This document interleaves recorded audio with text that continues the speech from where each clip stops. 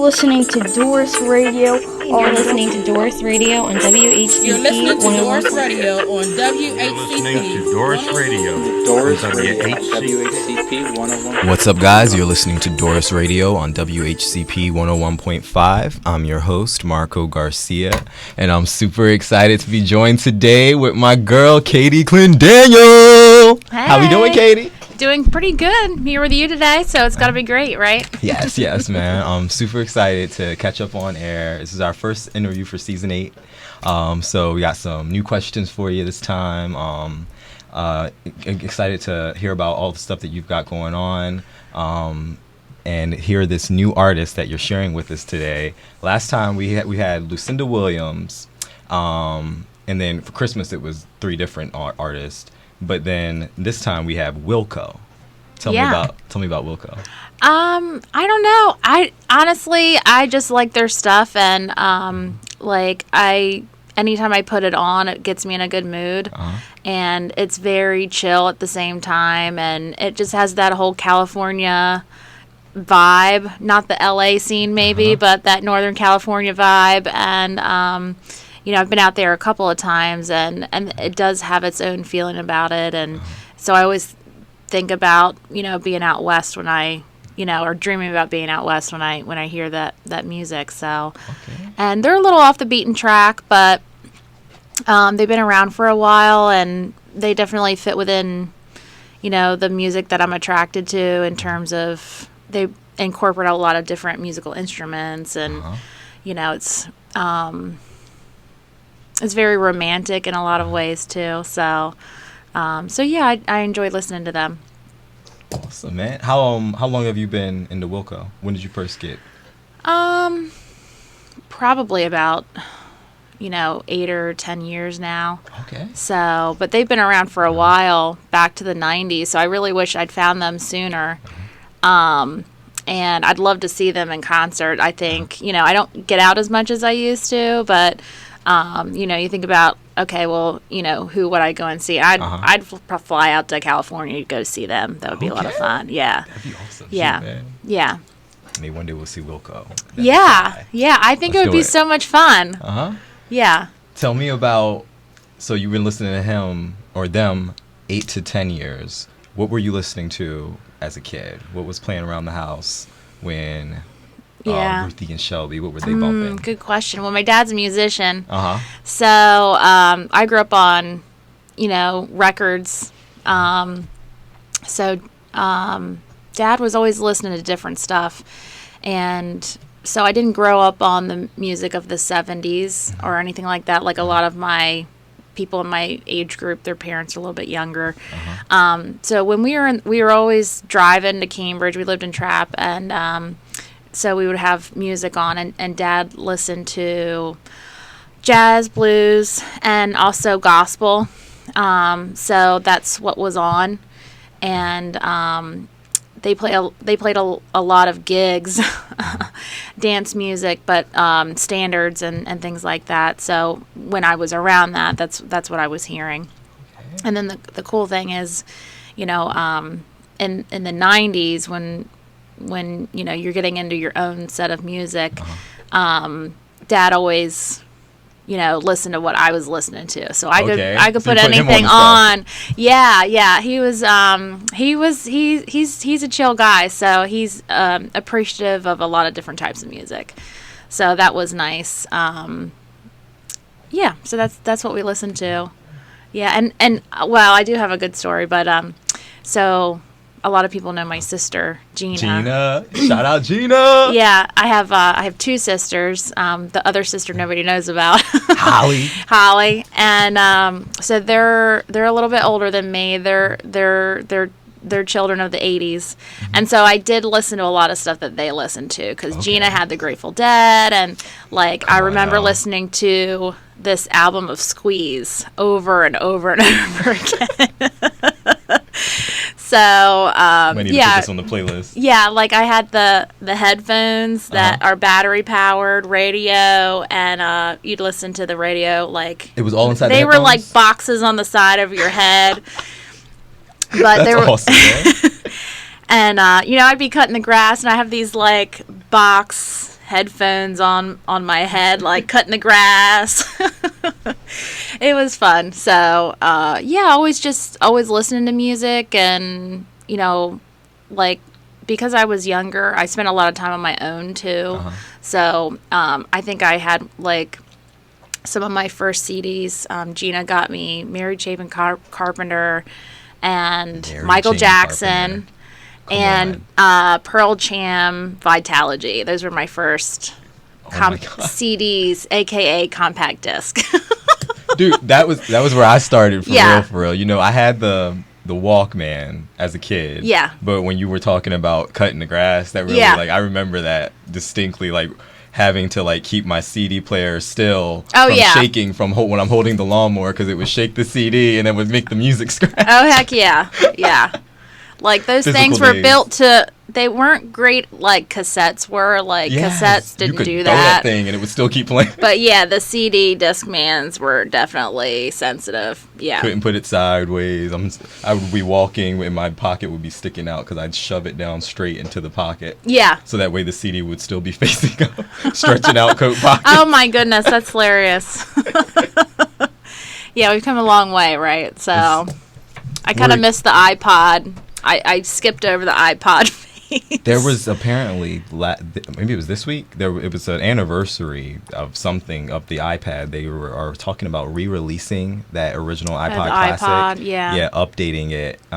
So I guess it's going to have like stronger memory, but it still has the little circle swoopy Yeah. thing to scroll. Yeah. And I was like, that's so retro and like cool. Like they did Yeah. that recently this year also with the Walkman.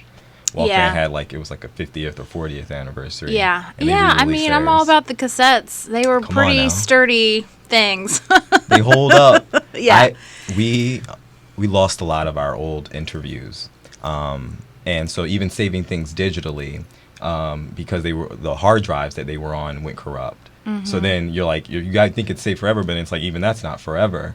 And there's so many of these, like, we'll find like old radio interviews that are still on cassettes. And so we started backing up our stuff to the physical cassette. That's why Oh, we have wow. all those cassettes out there. It's like, Yeah. it feels like a safer Yeah, thing, having sometimes- it backed up digitally, but also that cassette too. Yeah, that low technology, like it, it's on there, and yeah, I mean, you can still find cassette play. I think records were a little bit more fragile. Yeah. They scratch easily, and discs too. The quality of the sound that was on compact disc is like supposedly unbeatable. That in-depth sound that we're missing a little bit with digital is what I've heard, but yeah, I mean, do it. Like, I remember going to Rabbit Hill Music on Goldsboro Street in Easton. Rabbit Hill, that sounds awesome. Yeah.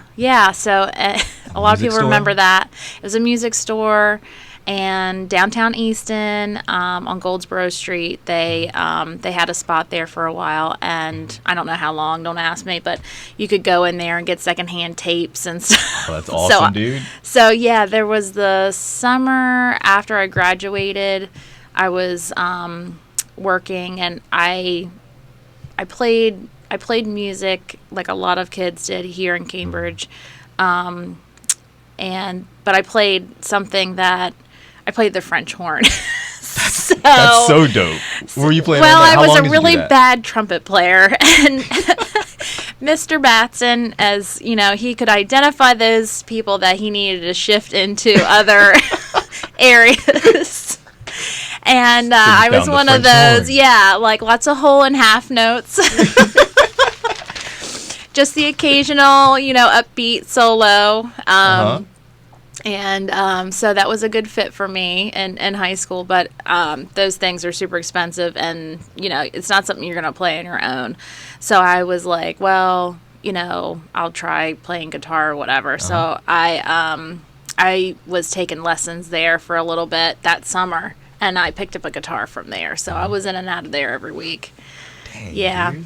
Yeah, and then Coffee East was next door, and that was like, you really felt like hot stuff.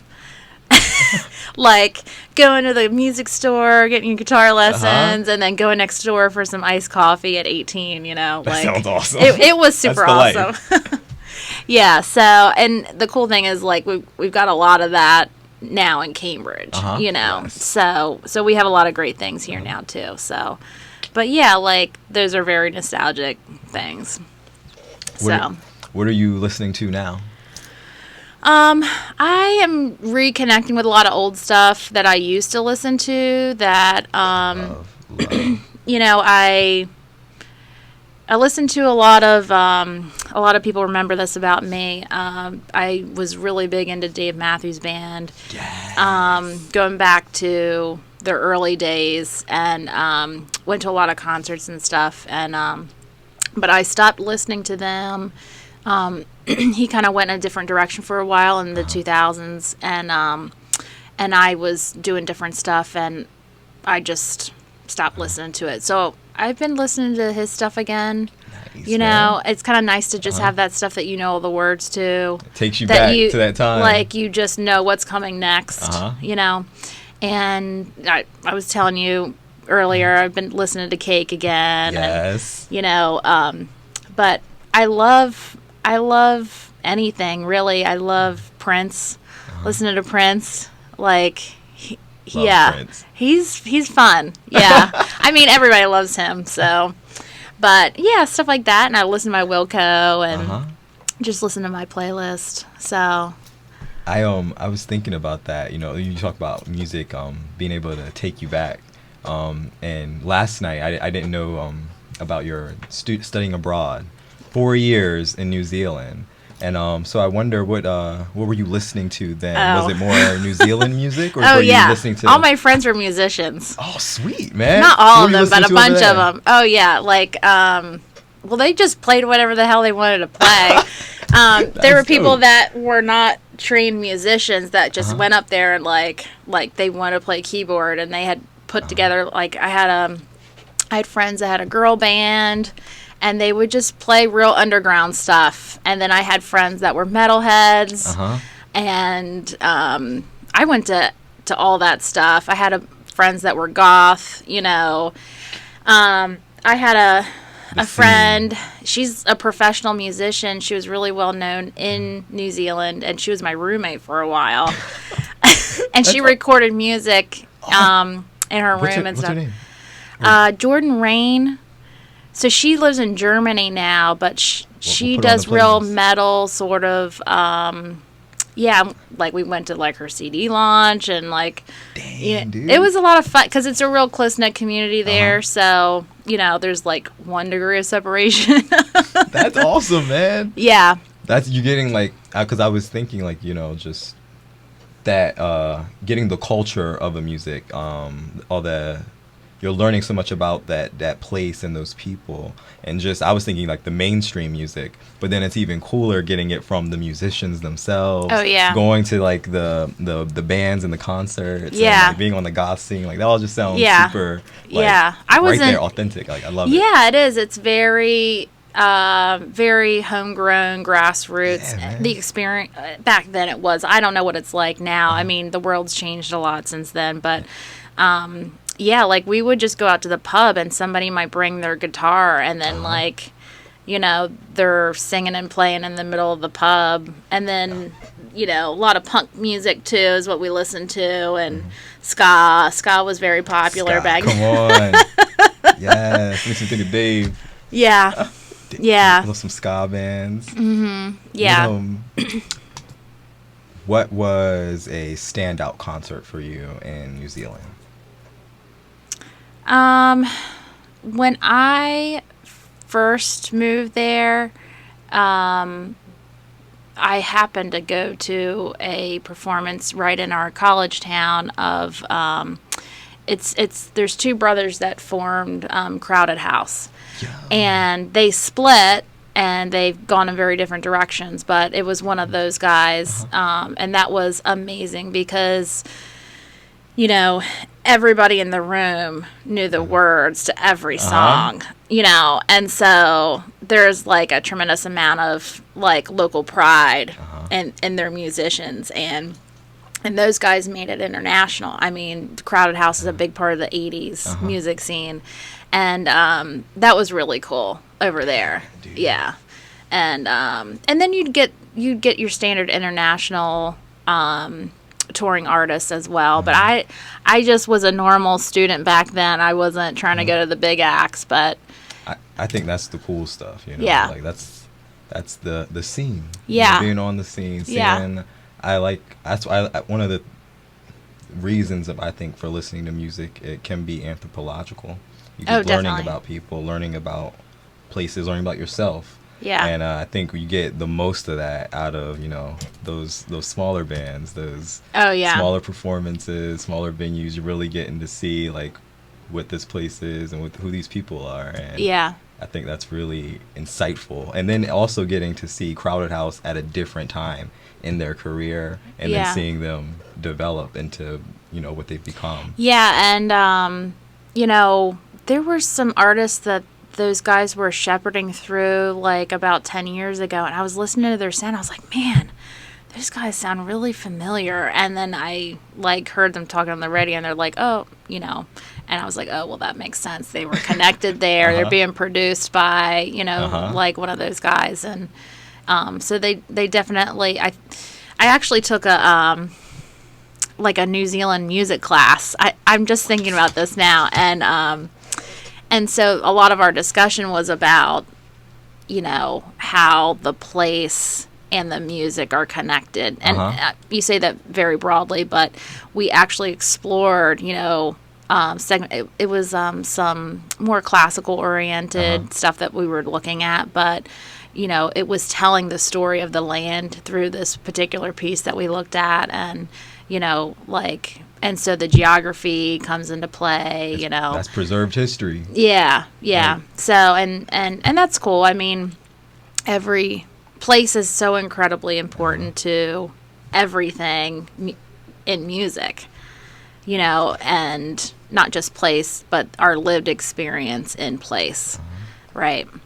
So, I like exploring that. That's cool. So, man. Sorry, way too much talking. Oh, no, this is awesome. We're going to go into our first track. Tell me about California Stars by Wilco. Oh, man. Well, this was written by someone else, and they cover it. And I think it's a very romantic song about, you know, California. And, you know, sometimes... well, a lot of times now we think about California in a very different way, but it did have, you know, its own roots. And I think the song takes us back in time a little bit. And so I'm not going to say anymore. I love that. The it's song a good takes song. Us back in time. Let's time travel, y'all. Yeah. We're going in with California Stars by Wilco. And we'll be right back with more of Katie Clendaniel. Keep it locked.